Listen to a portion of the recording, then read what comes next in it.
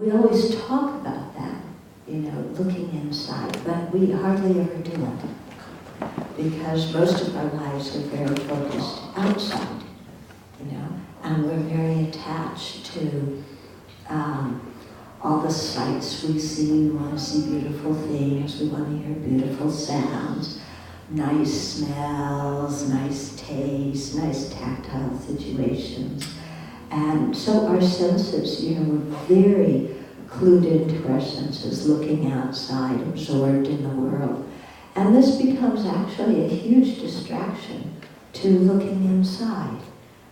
As we can all tell, the moment we sit down and try and just breathe and watch our breath. Yeah, you tried that? Sounds very simple, sit and watch your breath. It's really hard because our mind goes here, our mind goes there. I want this, I want that, I don't like this, I don't like that. How come these people are doing it this way? Why don't they do it that way? And then there's a whole bunch of conceptualization that follows. What does this all mean? And this, and why is it always me? Because we always ask why me whenever it's something we don't like, but we never ask why me when it's something we like. So it's always why me, and this and that, and life is unfair, our usual kind of shtick, as they put it, which doesn't really get us anywhere. And I think that, the first song, the one about what was it? There is a place. No, the first one about go with God, or let it go with God. What Vaya con Dios. Vaya con Vaya con Dios, Dios, okay? So the whole idea of, let it go with God, it doesn't really have anything to do with God. What it really has to do is, what it's really saying is, let's accept what has happened to us. Yeah. Instead of having so many opinions, so many conceptualizations, making up so many stories about this and that and the other thing, just to say, let it be. Yeah, maybe that's the Beatles song we should have sung. Let it be. Let it be. Yeah. But just really, because so many things in life, we don't let them be. We make up stories about them. And at the center of every story we make up, guess who's the star? Me! And then we live as the star of our stories, and depending on our emotional patterns, our stories may be comedies, they may be dramas, they may be sci-fi, they may be romance stories, anything, but we're the ones who are writing them through all of our conceptualizations because our mind's so focused on the external world. Okay. When we're following this theme of the whole service, which is to get in touch with what's inside, to say hello to our heart, okay, for once. Yeah, hi heart. The whole idea is to back away from being so entranced with external things and to look at the nature of our mind itself and to look at how we are co-creating our experiences, that this is not an objective world, but how we think about things, how we interpret things, we are creating our experiences. Okay? For example, we come into the room here, and some people may come in, it's their first time coming, and they may think, I don't know anybody. They all know each other, but I'm the only one who doesn't know anybody. I don't know if they're going to like me. I don't know if I'm going to fit in. If we have that view coming into a room full of strangers, our experience is usually one of feeling we don't fit in and not having a very good time and losing and leaving ASAP. If before we come into a room full of strangers, we think, oh, there's going to be a whole lot of people there I don't know who have different lives and I can talk to them and learn so much from, their life experience. Then, when we come into that same room, in the same situation, we will find that we have many friends. We come out feeling, wow, what a nice group of people. But you see, it all started with our mind and the story we told ourselves before we went into the room. Yeah.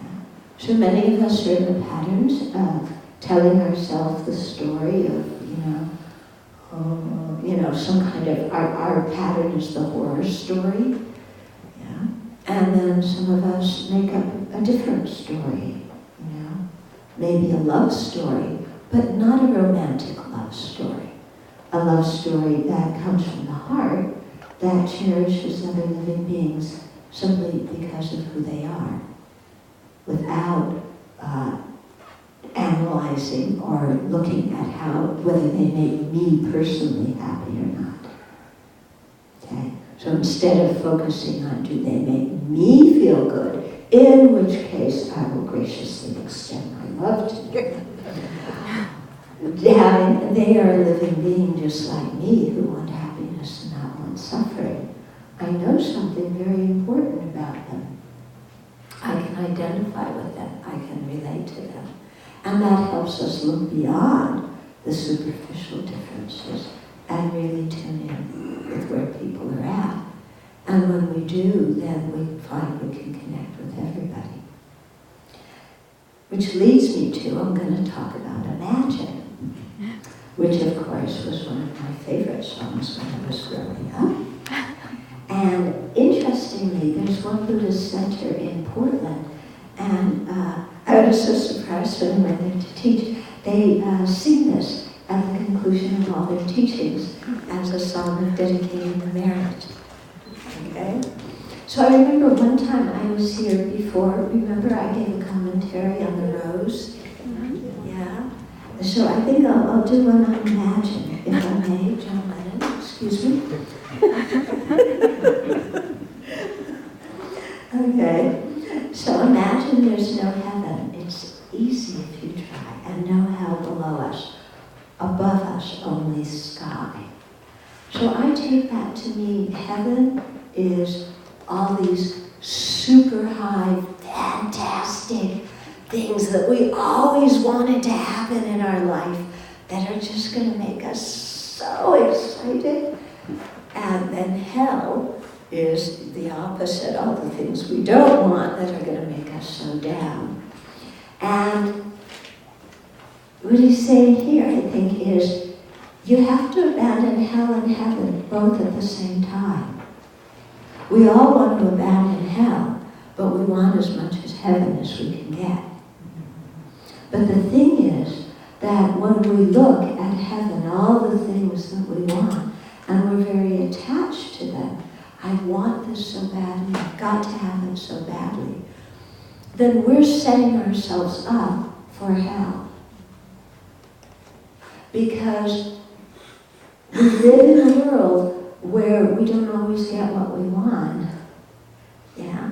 And where even we get what we want, it doesn't last long. Or even we get what we want, it doesn't turn out to be what we want for long. It changes, the relationship with it changes.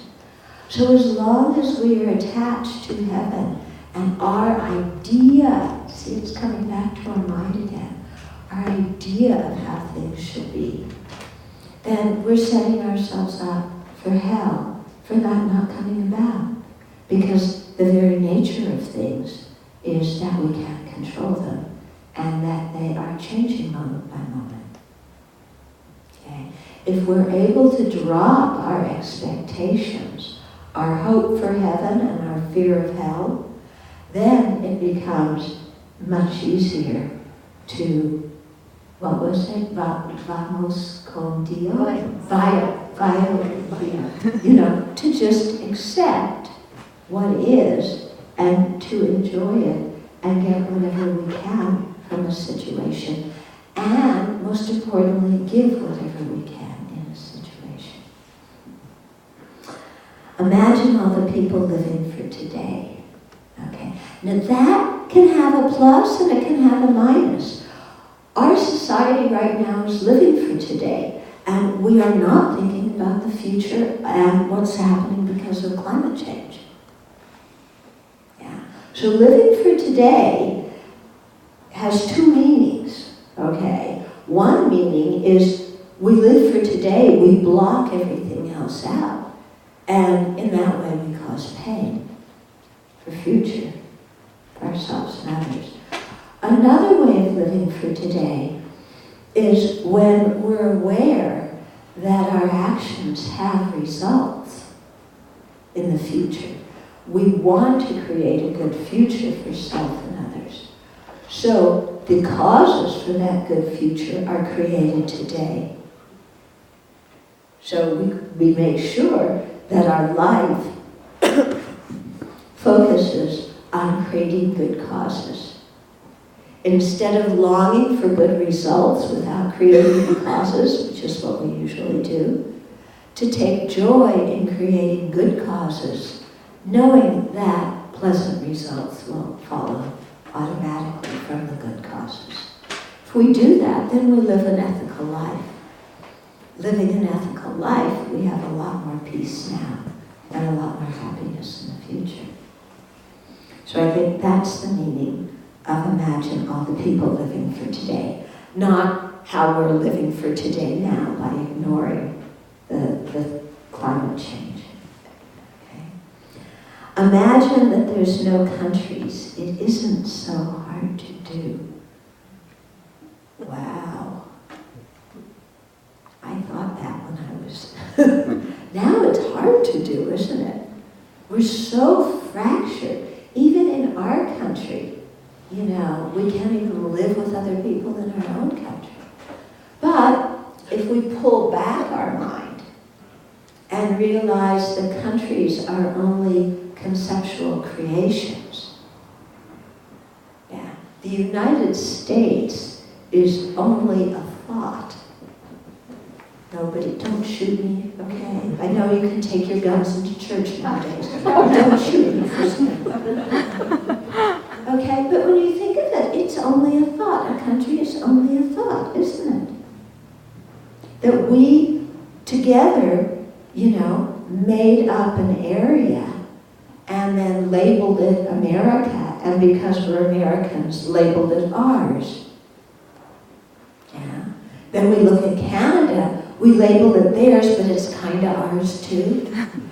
And Mexico is theirs, except when we want something, then it's ours. Okay. But this is all created by our conceptual mind, which is, you know, very much influenced by our own self-centeredness, by our attachment and our aversion. Okay. So it isn't hard to imagine that there's no countries. Yeah. And that we can imagine when we're able to look into everybody's heart and see that we're exactly the same in wanting happiness and not suffering. Then we can imagine that there's no countries, because we really see that essentially in our hearts we're all alike. And so taking care of ourselves means taking care of others. It's not a fixed pie that if I take care of others, then I'm such a people pleaser that I'm exhausted. It's not like that. It's realizing that, you know, others and self are interdependent. If I take care of myself in a good way, I can really help others more. If I take care of others in a good way, I'm creating the cause to live in an environment with happy people. These two things influence each other. Nothing to kill or die for.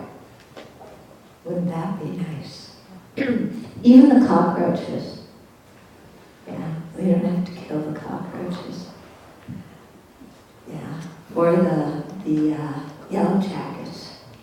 And they were really bad last year. No religion, too. That's, I mean, for me to say, you know, people see me as like an emblem of, you know, the religious institution of Buddhism. That, because I'm an ordained monastic.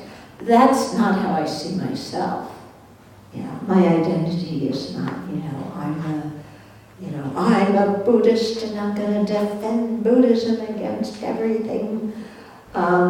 Because I think if I had that attitude, it would show actually that I'm not a Buddhist.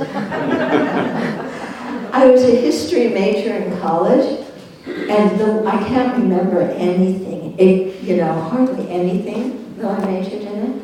But what I learned from majoring in history is that there have been an incredible amount of people killed in the name of religion and killed in the name of God.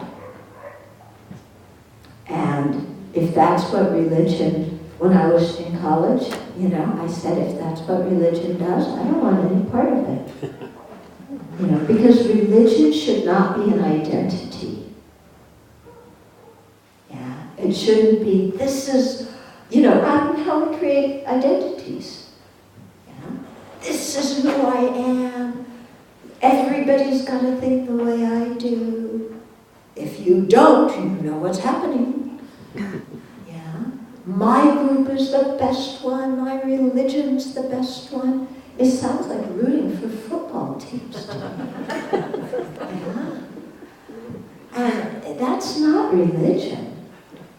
Not at all. I think real religion is what's our inner work that we do inside here. Yeah. Religion is not these clothes. It's not the chanting. It's not, bowing and all that stuff. Religion is when you fight your own mental afflictions. When we do something about our attachment and resentment, that's practicing religion. Imagine all the people living life in peace. Yeah. Peace has to come from the individual. It can't be legislated. Yeah, because we're all not going to agree on everything. Let's face it, that's not going to happen. Yeah. So peace can only happen if we all work on ourselves and we're okay with the differences that exist between us. That's the only way there's going to be peace. Laws can help, but real peace has to be created inside of our own minds by tearing down the barriers that our conceptual mind makes between ourselves and others. You may say I'm a dreamer, but I'm not the only one. Yeah, that's true. I never stopped dreaming. I was a 60s kid. I never stopped dreaming. Yeah. I think some people of my generation stopped dreaming. I find that sad. But I think Gardenia's house is a kind of refuge for all those people. Yeah. For all the dreamers who come here.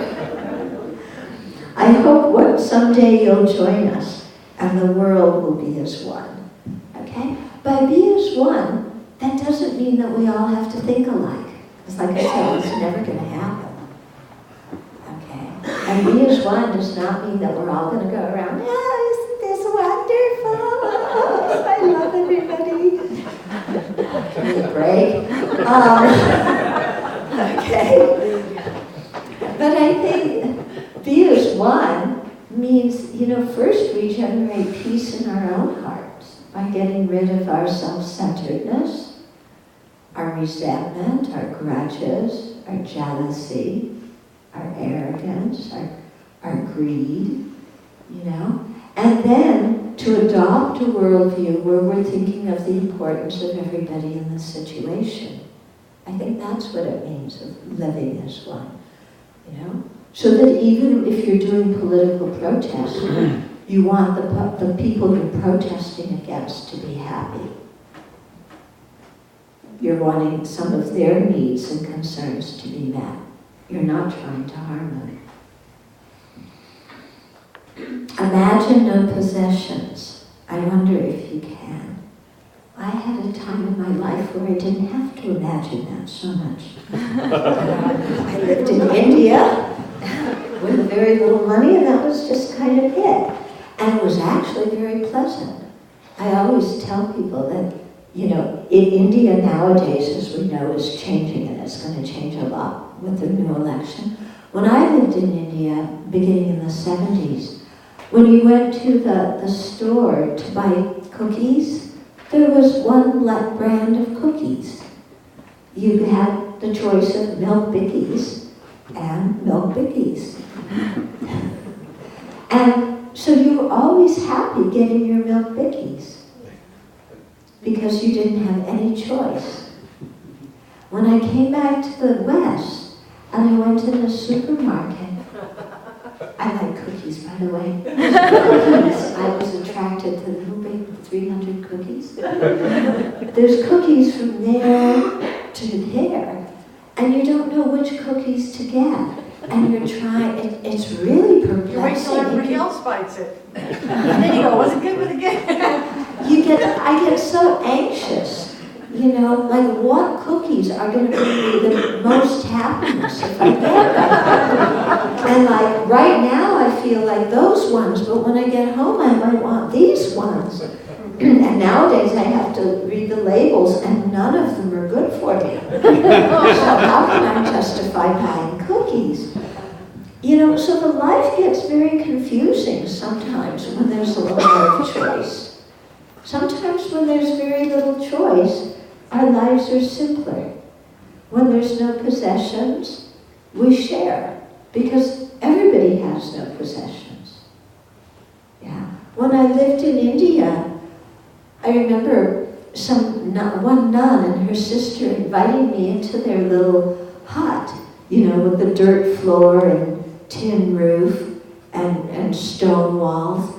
And they shared with me whatever they had, cooked on their kerosene stove. Because that's the way you live when you don't have a lot of stuff. Everybody shares. You come back to the West, and we're all so afraid. If I give it, I won't have it. I better give it. I better keep it for myself. And so we have garages and attics and basements and closets stuffed with stuff because we're terrified that if we give it away, we won't have it. True, isn't it? Yeah? So I just remembered, I need to give a commercial before I finish here. The commercial is, in Penderay County, there's a grassroots organization called Youth Emergency Services. And we help all the homeless teens in our county. Penderay County is itty-bitty. We have almost 130 homeless teens. Sometimes we get the people from, this is Bonners County, right? Yes. Sometimes the kids from Bonners County come over to us, you know, so we have a social worker that helps them too and tries to get them situated back here in Idaho.